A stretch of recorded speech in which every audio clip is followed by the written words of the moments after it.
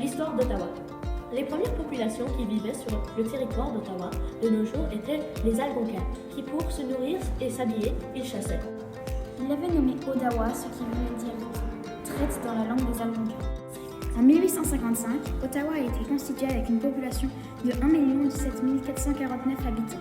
2 ans plus tard, la reine Victoria l'a achetée parce que non seulement elle est bilingue, mais parce qu'elle voulait plus d'espace pour la Chambre des communes et le Sénat. La ville d'Ottawa est bilingue parce qu'elle est entre Toronto, qui est anglophone, et Montréal, qui est francophone. Donc Ottawa, qui est entre les deux devant la capitale. En 1859, il y a eu un concours pour décider qui va construire le Parlement, qui brûla le 3 février 1916, mais a été reconstruit la même année. En 2023, le Parlement est encore en rénovation, mais ce n'est pas en rapport avec l'incendie. La ville de Ottawa est composée de grands bâtiments comme des grands condos et des gratte-ciels. Il y a aussi des différents arbres et plantes autour des bâtiments et maisons. Il y a beaucoup d'hôpitaux, il y a beaucoup de petites rivières et de lacs.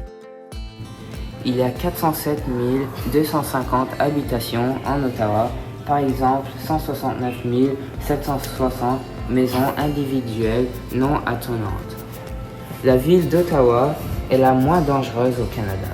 Il n'y a pas vraiment de quartier dangereux, sauf pour un quartier qui a la réputation de consommer du crystal meth, qui est une sorte de drogue, est le quartier Vanier.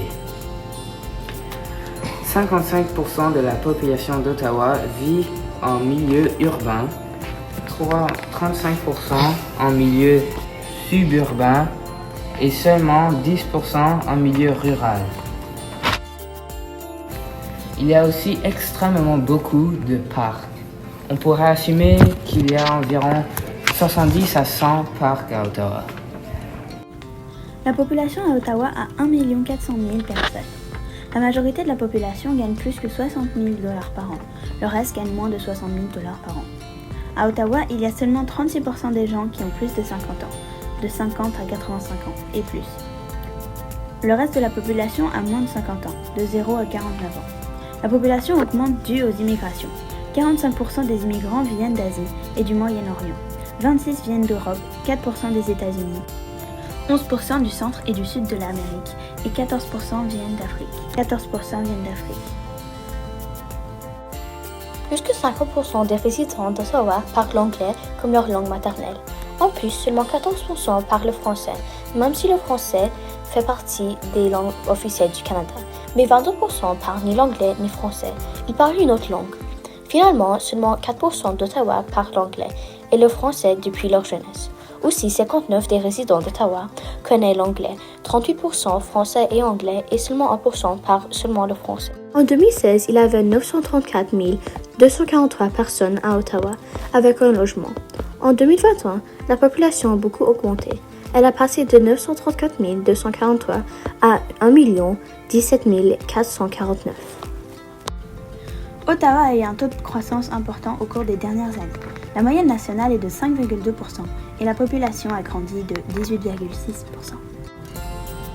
Nous allons maintenant parler des différents types de transport en Ottawa. En premier, les voitures. Les voitures sont le moyen de transport le plus commun à Ottawa. La majorité des gens en ont une. Les marques les plus populaires consistent de Tesla, Kia, Volkswagen, Honda, BMW, Audi, Subaru, Toyota et Nissan, sans aucun ordre particulier. Par contre, à la campagne, les gens utilisent plutôt des camions, ce qui nous amène à notre prochain moyen de transport. Le camion. Le camion 4x4 est préféré dans la campagne à cause des terrains et de l'environnement. Il est plus résistant et peut être conduit sur des mauvaises routes. Il permet de transporter des matériaux de tout genre et est généralement meilleur pour des travaux manuels comme la construction ou le travail de fer. On voit aussi beaucoup en ville, souvent conduit par des ouvriers ou des commerçants, ainsi que par ceux qui aiment tout simplement les camions pour leur aspect et leur côté pratique. Le bus. Il y a 3 types de bus en Ottawa. Le bus OC Transpo à 1 ou 2 étages, le paratransport et le bus scolaire. Le bus est très commun en ville, mais il ne va pas jusqu'à la campagne. Le train. Le haut train est relativement récent à Ottawa. Les lignes demeuraient limitées mais sans expansion. Il est pratique car il est plus rapide, étant donné qu'il évite la circulation. Il dessert surtout quelques grandes lignes qui permettent de rejoindre le centre-ville et puis l'université Carleton. Le vélo. Le vélo est un moyen de transport assez commun en ville, pour de courtes distances, comme par exemple aller à l'école ou au travail. Certains continuent même à prendre le vélo en hiver avec des pneus de neige et des vêtements chauds. En 2017, le taux de chômage chez les jeunes était de 13,1%. Il a reculé depuis l'année précédente, mais cependant, il demeure 2 fois plus élevé que le taux de chômage global de la ville. Toujours en 2016, 19% des emplois offerts à Ottawa étaient des emplois à temps partiel. Néanmoins, le taux de chômage chez les jeunes étant de 13,1%, il reste 2 fois supérieur au taux global à Ottawa qui est de 5,6% pour tous les âges, malgré les 970 000 habitants et les 566 000 emplois. À Ottawa, le salaire moyen est d'à peu près 50 000 euros par an. Cependant, ceux qui commencent un poste débutant ont un salaire d'à peu près 36 000 euros par an. Et ceux qui travaillent de manière experte ont un salaire moyen de 114 000 euros par an. Emploi selon le secteur Ottawa 2016. Les domaines dans lesquels travaillent les habitants sont la santé et l'éducation, 22%. C'est les domaines qui sont les plus recrutés à cause que l'éducation est importante pour les nouvelles générations et la santé car on ne peut pas juste laisser les gens mourir. La seconde domaine la plus importante est l'administration publique, 19%, sur le gouvernement, etc. Après, on a le commerce de gros et de détail, transport et entreposage, c'est le business et tout ça, à 17%. À 15%, on a autre chose. Maintenant, on va vous parler des cultures et des études d'Ottawa. Premièrement, on va vous parler des universités. Les plus grandes universités d'Ottawa sont l'Université d'Ottawa, Carleton University et St. Paul University. Toutes ces universités permettent à te donner plus d'opportunités de travail. L'Université d'Ottawa propose plusieurs études, dont les arts, les sciences, la médecine et les sciences sociales. Quant à Carleton University, il propose le commerce, l'ingénierie, l'art, l'informatique et la médecine. Finalement, St. Paul University propose la psychothérapie, l'écologie, la justice et la médecine. Maintenant, on va vous parler des cultures d'Ottawa. Il y a plusieurs grands musées à Ottawa, dont le musée de la nature, le musée de l'histoire, le musée de la guerre avec beaucoup d'armes, le musée de l'aviation et le musée des sciences et technologies. Dans ce musée, on retrouve beaucoup de choses très importantes qui ont servi à la prospérité de la capitale. Comme les musées, il y a beaucoup de monuments, comme la colline du Parlement, la statue de Samuel de Champlain, le Continental Flamme, l'arbre original des anciens combattants et beaucoup d'autres. En effet, il y a 11 millions de touristes qui visitent Ottawa chaque an. C'est beaucoup. Nos sources étaient Google.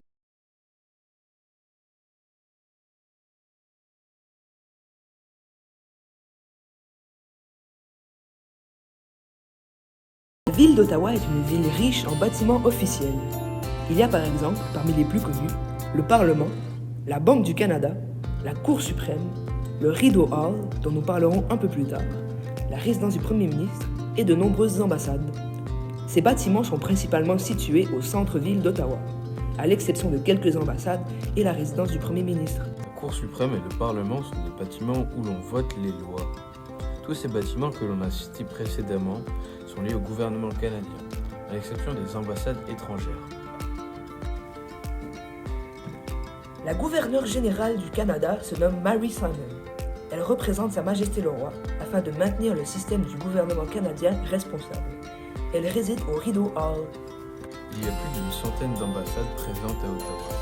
Elles sont toutes listées sur le site internet Embassy Pays. Parmi les plus importantes, il y a celles des États-Unis d'Amérique, de la France, de la Chine, de l'Inde et du Nigeria, et de l'Union européenne. Toutes ces ambassades sont présentes sur le seuil canadien pour des raisons diplomatiques. Une façon de vérifier que la ville d'Ottawa est bien intégrée avec le reste du monde est de regarder les boutiques, les magasins, les aéroports internationaux et finalement des politiques ainsi que les produits alimentaires venant d'autres pays. En commençant par les boutiques et les magasins, on a Walmart, BMW et Apple qui sont d'origine des États-Unis, Sephora qui vient de la France, le concessionnaire d'automobiles de BMW qui est d'origine de l'Allemagne et plein d'autres. Ensuite, on a les chemins internationaux de l'aéroport ainsi que Punta Cana en République dominicaine et plus précisément en Amérique centrale, Las Vegas, Boston et Chicago situés aux États-Unis, Paris qui se trouve évidemment en France. Il y en a quelques d'autres et pour un aéroport de capitale comparé à d'autres aéroports comme celle de Montréal, elle manque pas mal de routes aériennes internationaux. En poursuivant, plusieurs politiques sont venus au Canada pour visiter le premier ministre Trudeau. Par exemple, on a eu Barack Obama, Donald Trump et Joe Biden, tous les trois venus des États-Unis. Emmanuel Macron, venu de la France, Frank-Walter Steinmeier, président de l'Allemagne, Theresa May, qui était la première ministre du Royaume-Uni, et pour terminer, Kishida Fumio, premier ministre du Japon. Finalement, on retrouve également des produits alimentaires importés internationalement comme les bananes, retrouvées en Asie du Sud-Est, les kiwis venant de la Chine, des avocats qui viennent du Mexique, du riz qui vient généralement de l'Asie, et pour terminer, on a des macarons qui viennent de la France. En conclusion, on voit que la ville d'Ottawa est bien intégrée dans presque tous les aspects mentionnés. Les boutiques, les magasins, les produits alimentaires, les aéroports internationaux et les politiques d'autres pays.